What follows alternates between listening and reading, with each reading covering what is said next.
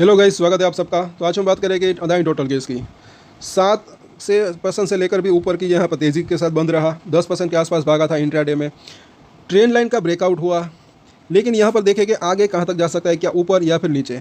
और longer term की बात करें, सबसे पहली बात है तो अभी भी मुझे ऐसा लग रहा है कि तेज़ी की संभावना रह सकती है, लेकिन शॉर्ट टर्म में वॉलेटिलिटी रह सकती है। कई बार हमने चर्चा की है कि जो ट्रेडर्स है, भले ही लॉन्ग टर्म निवेशक जो हो, वो चाहे तो अपनी होल्डिंग कंटिन्यू रख सकते हैं, लेकिन चाहे तो छोटा छोटा ट्रेड लेकर 5-10 शेयर भी किसी को अगर खरीदने हैं, बेचने हैं, तो उस तरीके की भी ट्रेडिंग करनी है तो कर सकते हैं। ये ज़रूरी नहीं है हर बार बड़ा ट्रेड ही ले, ऐसा मुझे लग रहा है। और यहाँ पर नीचे में खरीदने की कोशिश कर सकते हैं, ऊपर में बेचने की। उसके अंदर भी जो है एक पूरे साल भर की अगर बात करें तो एक छोटा छोटा ट्रेड लेकर भी ज़्यादा ट्रेड अगर लेते हैं और सक्सेसफुल रहते हैं तो एक अच्छा मुनाफा कमाने का जो है एक संभावना रह सकती है। सो सपोर्ट और रजिस्टेंस के ऊपर नज़र रख सकते हैं। कई बार मैंने कहा है कि 700 के आसपास हमने बात की थी, और यहाँ पर अगर आप देखेंगे ये 680 रुपये के आसपास का इसने लो बनाया था, 680, और आज का हाई ज़रा देखें 15% के आसपास ये भागा था। RSI की हमने बात की थी, RSI कितना हुआ था 21 के आसपास, एक्सट्रीमली ओवरसोल्ड हो चुका था। बोला था कि यहाँ पर कहीं ना कहीं अब जो है एक बाउंस बैक तो आ सकता है। सपोर्ट की भी हमने बात की थी, एक तो 680 वहाँ तक तो पहुँचा ही था, उसके बाद जो है 650 सपोर्ट नज़दीकी दिख रहा है।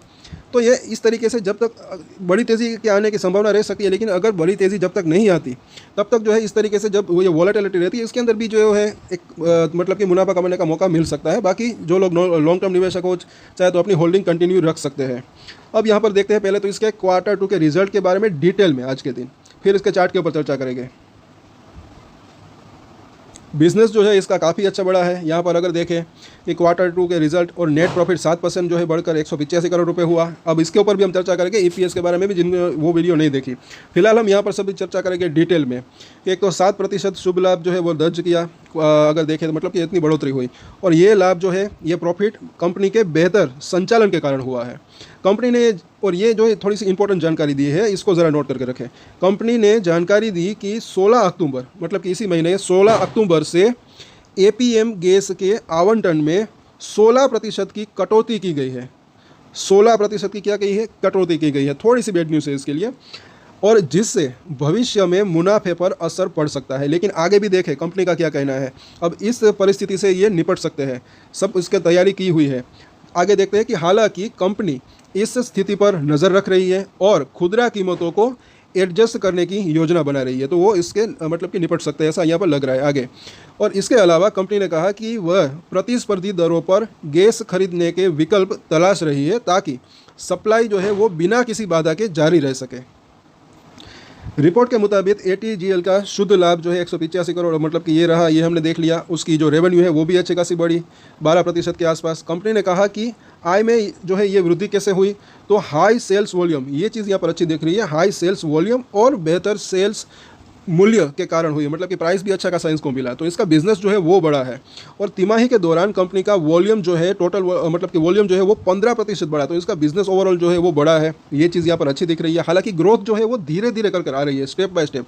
अगर ज़्यादा ग्रोथ होती तो ज़्यादा इसकी शेयर के अंदर तेज़ी आने की संभावना रह सकती थी, लेकिन ये मुनाफा कितना बढ़ा, 7% के आसपास। अगर ये 40 से 50% अगर बढ़ता तो और तेज़ी की संभावना रह सकती थी, लेकिन आगे चलकर जो है हो सकता है कि वो बढ़ने की संभावना हो भी सकती है, क्योंकि जो इसने 3100 करोड़ रुपए का जो पैसा जुटाया है, उससे मतलब कि वो पैसा अगर बिजनेस के अंदर लगाते हैं तो उसके अंदर बाद जो है इसके जो मुनाफा है एक अच्छा खासा बढ़ने की संभावना रह सकती है। लेकिन इसका बिजनेस ही ऐसा है थोड़ा सा, क्योंकि ये थोड़ा सा इसको इंफ्रास्ट्रक्चर के अंदर भी इसको कह सकते हैं, जो गैस की पाइपलाइन जो होती है वो बिछानी पड़ती है, वो सब कुछ थोड़ा सा देर लग सकती है। इस वजह से थोड़ा सा स्टॉक जो है अभी धीमा कामकाज हो रहा है, ऐसा लग रहा है। लेकिन एक चीज़ और है कि अगर बीच में कुछ पॉजिटिव सरप्राइज न्यूज़ आती है तो इसके अंदर जल्दी भी तेज़ी की संभावना रह सकती है, क्योंकि एक मोमेंटम के चलते अगर बात करें। बाकी फंडामेंटली देखें तो थोड़ा सा वक्त लग सकता है तेज़ी के अंदर, ऐसा लग रहा है यहाँ पर।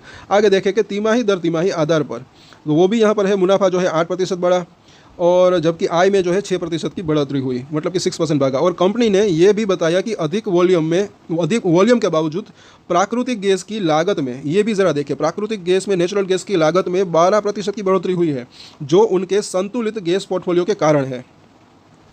आगे देखते हैं कि कंपनी मतलब के CEO, ATGL के CEO और कार्यकारी निर्देशक सुरेश पी मंगलानी ने कहा कि हाल ही में APM गैस आवंटन में की गई कटौती से ऑटो, CNG और घरेलू PNG उपभोक्ताओं पर असर हो सकता है, लेकिन कंपनी स्थिति पर नज़र रख रही है और उपभोक्ताओं के हितों की रक्षा के लिए कीमतों को संतुलित करने की कोशिश कर रही है। कंपनी ने पिछले 3 महीनों में अपने पहले LNG रिटेल स्टेशन को चालू किया है। तो ये चीज़ भी इसकी जो है पॉजिटिव दिख रही है। बिजनेस इसका वो धीरे धीरे बढ़ा रहा है। पहला जो है इसका LNG रिटेल स्टेशन चालू हो गया है। अब आगे चलकर उसके रेवेन्यू के अंदर भी जो है बढ़ोतरी देखने को इससे मिल सकती है। आगे देखें तो जो परिवहन वाहनों के लिए है, और इसके अलावा कंपनी की स्टैंड लोन EBITDA, यानी कि इसका जो पूरा ब्यौरा है इसको आप देख सकते हैं हिंदी में, उनके अंदर 8% जो है वो बढ़कर 313 करोड़ रुपए हो गया है। तो ये इसकी जो है पूरी की पूरी रिपोर्ट है। और ओवरऑल अगर देखें तो ऐसा ही यहाँ पर लग रहा है कि इसका जो बिज़नेस मॉडल है, बिज़नेस जो है वो तो इसके अंदर बड़ा ही है, लेकिन ग्रोथ जो आई तो है, लेकिन थोड़ी सी ज़्यादा ग्रोथ आती तो और तेज़ी की संभावना रह सकती थी। अब एक चीज़ यहाँ पर थोड़ी सी चिंता करने के यहाँ पर जो दिख रहा है, आज का कारोबार ज़रा देखिए, वॉल्यूम तो अच्छा खासा 31 लाख के आसपास का, लेकिन डिलीवरी वॉल्यूम काफ़ी कम, 4.5 लाख के आसपास की डिलीवरी उठी, सिर्फ 14% की। तो इसके अंदर ऐसा लग रहा है कि इंट्राडे हुआ है आज के दिन। अब इसका 2 रीज़न हो सकते हैं कि ज़्यादा शायद ये भी हो सकता है कि सेलर्स अभी नहीं है यहाँ पर मार्केट में, क्योंकि इतने कम प्राइस के ऊपर शायद कोई बेचना ना चाह रहा हो, इस वजह से इंट्राडे ज़्यादा हुआ है। ये चीज़ यहाँ पर दिख रही है। ऊपर की तरफ ये भी ना भूले कि काफ़ी ज़्यादा बायर्स थे। और यहाँ पर आप देखें, जिन्होंने वो पिछली वीडियो नहीं देखी वो इसको देख सकते हैं। इसका EPS की अगर बात करें तो 1 रुपये और 70 पैसे के आसपास का आया है। पूरे साल भर की बात करें अगर इतना EPS भी आता है तो भी जो है 6 रुपये और 80 पैसे के आसपास का आ सकता है। अगर ग्रोथ देखने को मिलती है तो ओवरऑल अगर देखें, इसको राउंड फिगर नंबर में देखें तो 7 रुपये के आसपास का, लेकिन अगर ग्रोथ देखने को मिलती है तो 9 रुपये से लेकर 10 रुपये तक का भी EPS आ सकता है। और तब इसके शेयर के प्राइस के अंदर और तेज़ी की संभावना रह सकती है, क्योंकि ग्रोथ तो इसके अंदर देखने को मिल रही है, ऐसा लग रहा है यहाँ पर।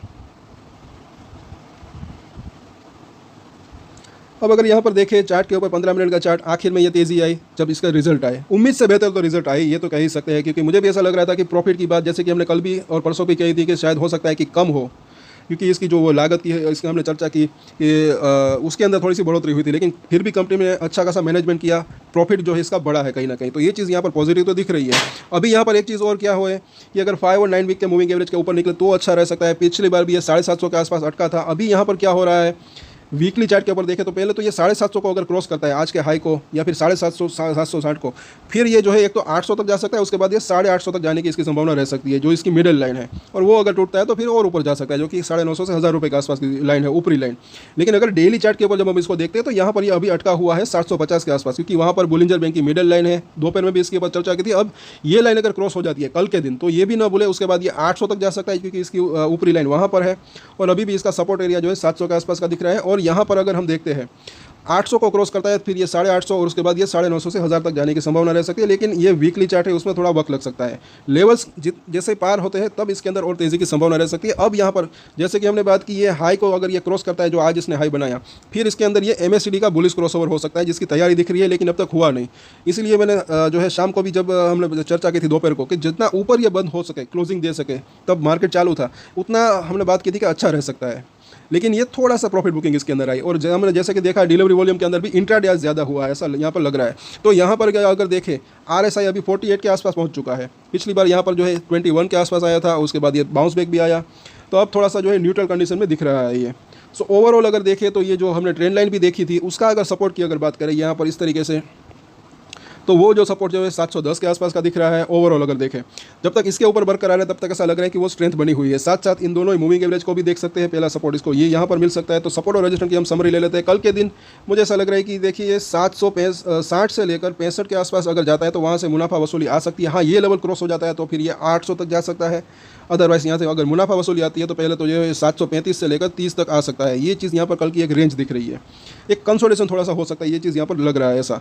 और सपोर्ट और रेजिस्टेंस की समरी ले ले तो 735 पहला सपोर्ट जोन, उसके बाद जो है 710 का जोन, और उसके नीचे फिर से यहाँ पर जो इसने सपोर्ट लिया था 680 से लेकर 650 का जोन। रजिस्टर की बात करें तो पहला रजिस्टर एरिया इसका यही, जो कि आज इसने हाई बनाया तकरीबन 770 के आसपास का जोन। उसके बाद ये लेवल पार होता है तो फिर 800 से लेकर 820 का जोन, और ये लेवल पार होता है उसके बाद 850 900 से 950 तक जाने की संभावना रह सकती है। तो कल वापस से इसके ऊपर चर्चा करेंगे। ओवरऑल हमने देखा कि Q2 के रिजल्ट यहाँ पर अच्छे दिख रहे हैं। बिजनेस इसका जो है वो बड़ा है, लेकिन थोड़ा वक्त लग सकता है, क्योंकि अगर ज़्यादा ग्रोथ आती तो ज़्यादा बेहतर रह सकता था।